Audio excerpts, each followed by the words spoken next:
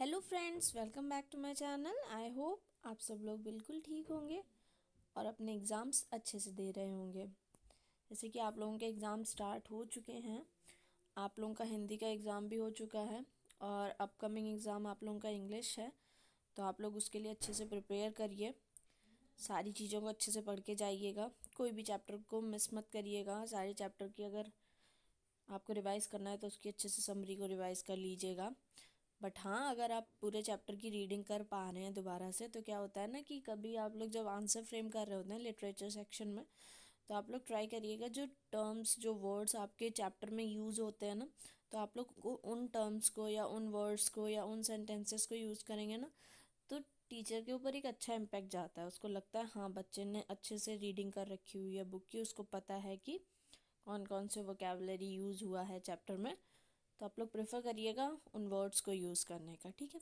अच्छे से answer frame करिए, कोई इशू नहीं होता है इंग्लिश के पेपर में।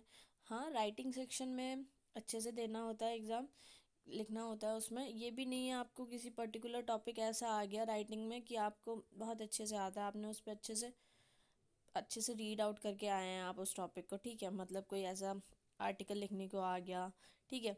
बट ये अब पूरा टाइम उसी में लगा दिया लिखने में, 2 पेजेस भर दिए, इतना मत टाइम वेस्ट करिएगा, क्योंकि जो इंग्लिश का पेपर होता है वो लेंदी होता है, तो उसके छूटने की चांसेस ज़्यादा होते हैं ना। तो बच्चे क्या होता है, कोई एक आंसर अच्छे से आ रहा है, उसको ही लिखते जा रहे हैं, उसको ही लिखते जा रहे हैं। भाई, आपको और भी तो आंसर्स लिखने हैं ना, उनको तो नहीं छोड़ सकते। जितना पूछा गया है उतना लिखिए, ठीक है।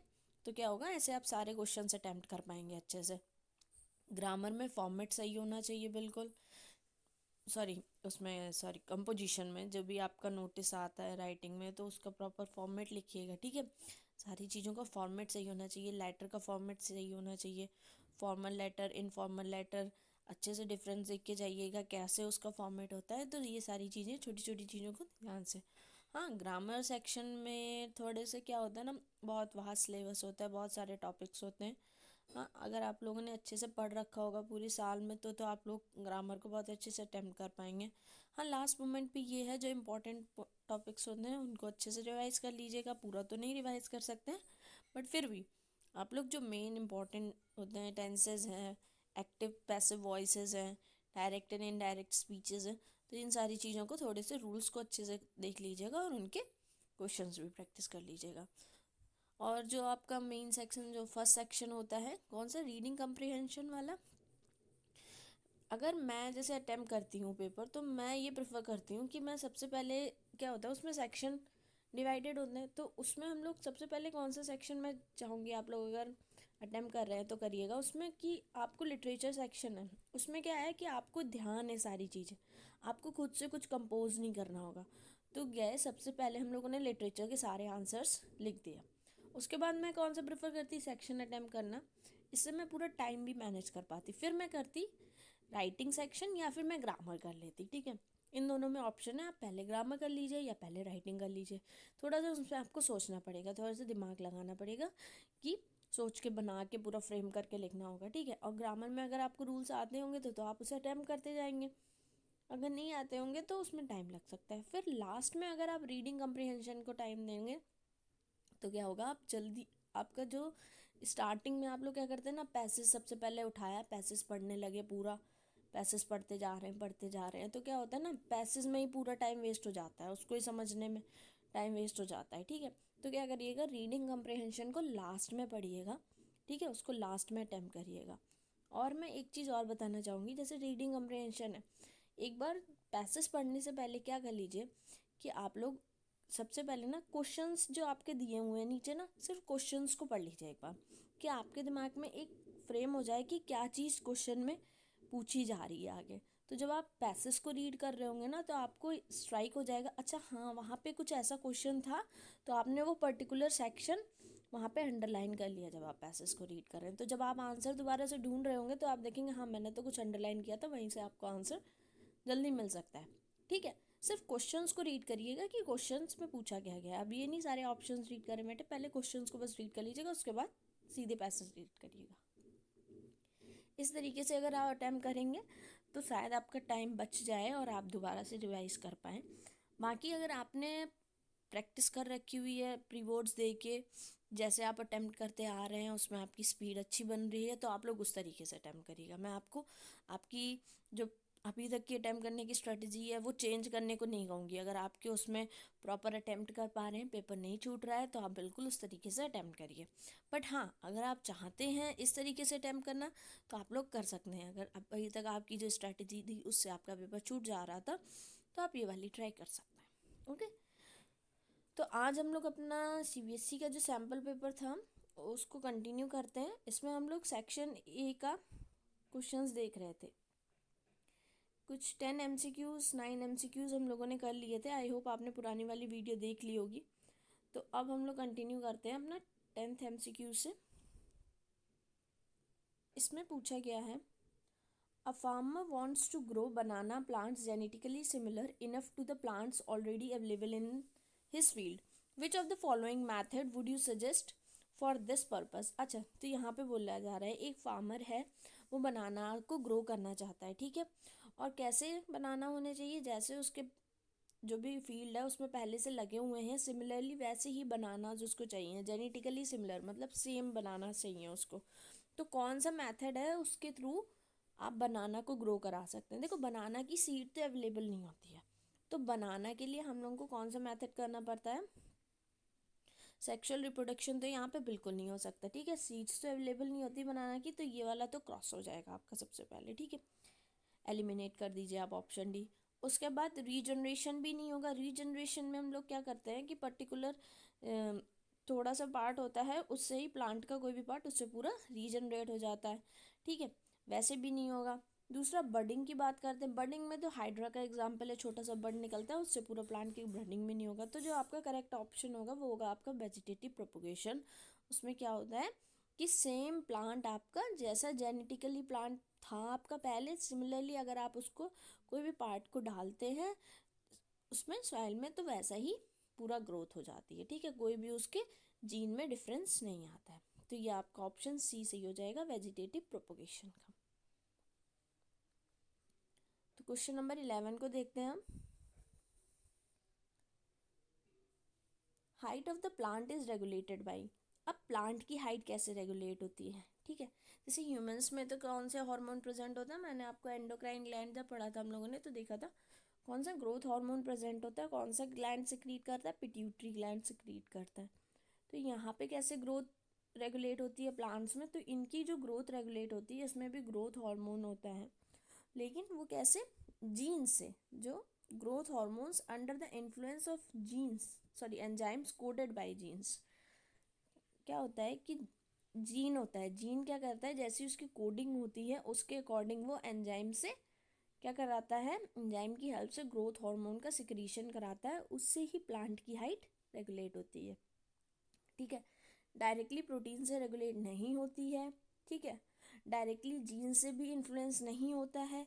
क्या होता है, जीन्स जैसे होते हैं उनके अकॉर्डिंग एंजाइम्स काम करते हैं, फिर उसके बाद जो ग्रोथ हार्मोन होता है वो ग्रोथ कराता है, ठीक है।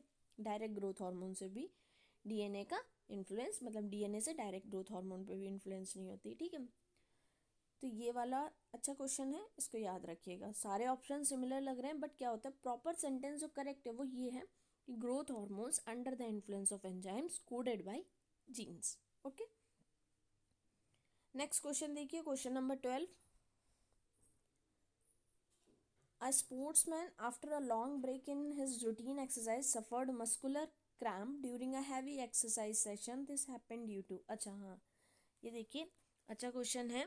यहाँ पे बोला गया है, ये आपका रिस्पायरेशन के टॉपिक से है कि अगर एक स्पोर्ट्समैन है जब वो बहुत ज़्यादा हैवी एक्सरसाइज कर रहा है उसके बाद वो ब्रेक लेता है तो उसको मसल्स क्रैम्प होते हैं, मतलब पेन होता है उसके, जहाँ पे उसने लिफ्टिंग करी है तो उसके शोल्डर्स में पेन हो रहा है, ठीक है। तो ये क्यों हो रहा होता है, तो इसका जो मेन रीज़न होता है यहाँ पे कैसा रिस्पायरेशन हो रहा होता है, एक तरीके से एनारोबिक रिस्पायरेशन हो रहा होता है, क्योंकि जो ऑक्सीजन होती है वो यूज़ हो चुकी होती है, तो वहाँ पे प्रॉपर तरीके से रिस्पायरेशन की प्रोसेस नहीं हो पाती है। तो यहाँ पे lack of oxygen and formation of lactic acid, जो लैक्टिक एसिड का फॉर्मेशन होता है वो क्रैम्पिंग कराता है, मतलब उसके कारण पेन होता है। यहाँ पे प्रॉपर तरीके से ग्लूकोज का ब्रेक डाउन नहीं हो पाता है। और यहाँ पे क्यों नहीं हो पाता, क्योंकि सारी ऑक्सीजन यूज़ हो चुकी होती है। ऑक्सीजन जो भी होती है वो सारी सेल्स के पास चली गई होती है, वो ज़्यादा से ज़्यादा काम कर रहे होते हैं उस समय जब एक्सरसाइज कर रहा होता है कोई भी पर्सन, ठीक है। तो वहाँ पे रिस्पायरेशन प्रॉपर नहीं हो पाती है, CO2 की जगह पे क्या होता है, लैक्टिक एसिड का फॉर्मेशन होने लगता है। तो करेक्ट ऑप्शन आपका ऑप्शन नंबर C हो जाएगा यहाँ पे। ये सारी चीज़ें हम लोगों ने अच्छे से पढ़ रखी थी रिस्पायरेशन वाले टॉपिक में। तो आप लोग एक बार वो पर्टिकुलर वीडियो देख भी सकते हैं वहाँ पे जाके, अगर आपको रिवाइज करना है वो section.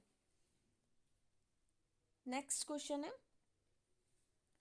Object is placed in front of convex mirror, its image is formed. अच्छा, कॉन्वेक्स मिरर के सामने अगर कोई ऑब्जेक्ट रखा होता है तो उसकी इमेज कहाँ पे फॉर्म होती है, ठीक है। तो सबसे पहले तो आपको पता होना चाहिए मिरर में इमेज कहाँ पे फॉर्म होती है, बिहाइंड द मिरर फॉर्म होती है। तो एक ही ऑप्शन में बोल रखा हुआ है, and its position varies according to the object distance. हाँ, और जितनी दूरी पे ऑब्जेक्ट होगा उसके अकॉर्डिंग ही इमेज की डिस्टेंस वेरी करती जाती है। और सबसे पहली बात यहाँ पे जो ऑप्शन सही होगा वो बिहाइंड द मिरर है। तो बिहाइंड द मिरर तो एक ही ऑप्शन में दे रखा हुआ है, बाकी तो in front of the mirror बोल रखा हुआ तो गलत हो जाएंगे सारे। तो सबसे पहले आपका ऑप्शन डी सही हो गया तुरंत। नेक्स्ट क्वेश्चन है, when light enters the atmosphere it strikes on extremely fine particles which deflects the ray of light in all the possible direction, this is due to। यहाँ पे बोला है कि जब लाइट एटमॉस्फेयर में एंटर करती है जो सनलाइट, वो छोटे छोटे पार्टिकल से स्ट्राइक करती है जाके, जिसके कारण जो रे होती है वो सारे डायरेक्शन में डिफ्लेक्ट हो जाती है। और ये जो डिफ्लेक्शन होता है वो किसके कारण होता है, देखो रिफ्लेक्शन ऑफ लाइट तो अलग चीज़ होती है कि लाइट आई एक सरफेस पे वो रिफ्लेक्ट होगी, ठीक है, ये हो जाता है रिफ्लेक्शन ऑफ लाइट। यहाँ पे एंगल ऑफ इंसिडेंट होता है, एंगल ऑफ रिफ्लेक्शन होता है। रिफ्रैक्शन भी अलग चीज़ होती है कि अगर कोई ऐसी सरफेस होती है लाइट यहाँ पे आई, normal incident, rarer to denser medium है तो वो नॉर्मल से टुवर्ड द नॉर्मल, या डेंसर टू रेयरर है तो अवे फ्रॉम द नॉर्मल हो जाती है, ये हो जाता है रिफ्रैक्शन, ठीक है। इसके कारण भी हर डायरेक्शन में नहीं डिफ्लेक्ट हो रही है। डिफ्लेक्ट होने का जो मेन रीज़न होता है, जब वो छोटे छोटे पार्टिकल्स पे लाइट टकराती है आके ना, वो पूरी स्कैटर हो जाती है, स्कैटर हो जाती है, जिसके कारण मैंने आपको एक रीज़न बताया था। एक क्वेश्चन हम लोग सॉल्व कर रहे थे सैम्पल पेपर में, उसमें हम लोगों ने देखा भी था कि स्कैटरिंग का फिनोमेना कैसे होता है। स्मॉल पार्टिकल्स जो प्रेजेंट होते हैं एटमॉस्फेयर में, उसमें जब लाइट स्ट्राइक करती है तो ब्लू कलर पूरी स्कैटर हो जाता है, ठीक है, क्योंकि उसकी सबसे कम वेव लेंथ होती है। तो ये सारी चीज़ें थी इस पर। तो इसका करेक्ट ऑप्शन हो जाएगा स्कैटरिंग ऑफ लाइट, जिसके कारण रे जो होती है, रे ऑफ लाइट सारी पॉसिबल डायरेक्शन में फैल जाती है। ओके, नेक्स्ट क्वेश्चन देखते हैं, question number 15। In 1987, an agreement was formulated by United Nations Environment Program to freeze the production of X to prevent the depletion of Y, and X and Y respectively referred here। बहुत easy question है, बस थोड़ा सा लेंदी कर दिया कि आप लोग देख के डर जाएं यार इसमें क्या क्या पूछ रखा हुआ है, एक्स वाई क्या है, कुछ नहीं। यहाँ पे बोला गया जो यूनाइटेड नेशन इन्वायरमेंट प्रोग्राम हुआ था उसमें उन्होंने कौन सी चीज़ के प्रोडक्शन को कम करने को कहा। फ्रीज करने को मतलब एक तरीके से रिड्यूस कर देना या फिर बिल्कुल बंद कर देना, जिसके कारण किस किस चीज़ का डिप्लीशन ना हो। अब डिप्लीशन तो एक ही चीज़ का हो रहा है, सबको पता है, ओजोन लेयर का डिप्लीशन हो रहा है। और ओजोन लेयर को डिप्लीट करने का जो सबसे ज़्यादा जो सबसे ज़्यादा रिस्पॉन्सिबल है वो कौन है, CFC या क्लोरोफ्लोरोकार्बन, ठीक है। तो यहाँ पे किसके प्रोडक्शन को हम फ्रीज करेंगे, CFC के प्रोडक्शन को फ्रीज करेंगे। 3 जगह पे यहाँ पे देखो CFC दे रखा हुआ है, बट हमारा फर्स्ट ऑप्शन क्या है, एक्स है कि फ्रीज करना है CFC को। तो ऑप्शन बी और सी सही हो सकता है, क्योंकि उसमें पहले CFC दे रखा हुआ है। यूवी रेस के डिप्लीशन थोड़ी ना हो रहा है, यूवी रेस तो आ रही है जब ओजोन लेयर डिप्लीट हो जा रही है, ठीक है। तो किसके डिप्लीशन को कम करवाना है, ओजोन लेयर के। तो ऑप्शन कौन सा सी हो जाएगा, ऑप्शन सी। फ्रीज करना है हमें CFC को, और डिप्लीट करने से किसको बचाना है, ओजोन लेयर। ओके, तो सही हो गया ऑप्शन सी आपका। क्वेश्चन नंबर 15 पे जाते हैं। Which of the following feature relates to biodegradable substance. Biodegradable कौन से होते हैं, जो ईजिली बायोलॉजिकल प्रोसेस से टूट जाएं, तो वो बायोडिग्रेडेबल प्रोसेस मतलब सब्सटेंसेस होते हैं। देखो सबसे पहला ऑप्शन यही बोला रखा हुआ है, broken down by the biological process, ठीक है। जो माइक्रो ऑर्गेनिज्म प्रेजेंट है सॉइल में उनकी हेल्प से टूट जाते हैं, तो ये सारे बायोडिग्रेडेबल सब्सटेंसेस होते हैं। बाकी कोई पढ़ने की ज़रूरत नहीं है, आपका टाइम क्यों वेस्ट करो।